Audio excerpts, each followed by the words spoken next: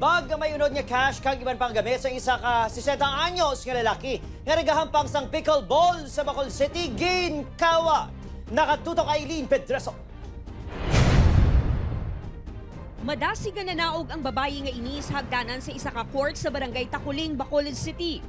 Bangod na ka sportswear, wala na halata nga ang backpack kag paddles ng pickleball nga bitbit sa babayi, kinawatan niya gali. Nagpadulong na kuno sa Bacolod City ang amay ni Paul nga 60 anyos para sa isa ka tournament. Masako kuno ang biktima, rason nga madasig nga nakawat ng suspect ang bag kag paddle nga nakatungtong sa lamesa. May unod pa kuno nga cash nga masobra 15,000 pesos. During that time nga nagkawat siya talantaw kami sa iyang game. Mara ko sa piyak na side. So nagsaka na ko sa iya sa second floor.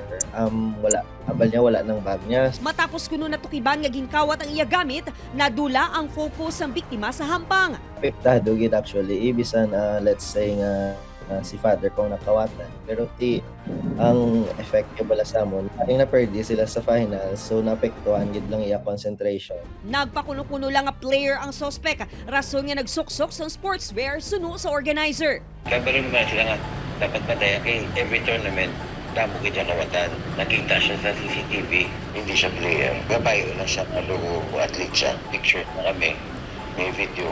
Ginreport na sa kapulisan ang insidente, kag ginhatag ang kopya sa CCTV agud madakpan ang suspect. Upod kay Reynald Castillo, Aileen Pedreso. 1 Western Visayas.